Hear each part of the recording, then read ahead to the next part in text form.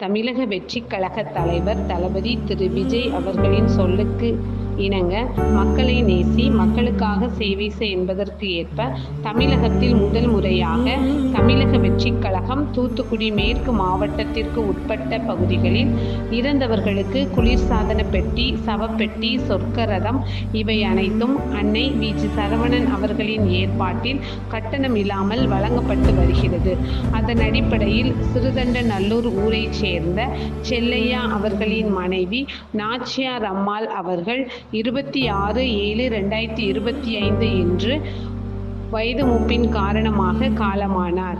அன்னாருடைய பூத உடலை அடக்கம் செய்ய ஃப்ரீசர் பாக்ஸ், அமரர் பெட்டி, சொர்க்க ரதம் இவை அனைத்தும் மனிதம் நிலைக்க தமிழக வெற்றிக் கழகம் தூத்துக்குடி மேற்கு மாவட்டம் சமூக ஆர்வலரான அன்னை வி. ஜி. சரவணன் அவர்களின் ஏற்பாட்டில் எந்தவித கட்டணமும் இல்லாமல் வழங்கப்பட்டது.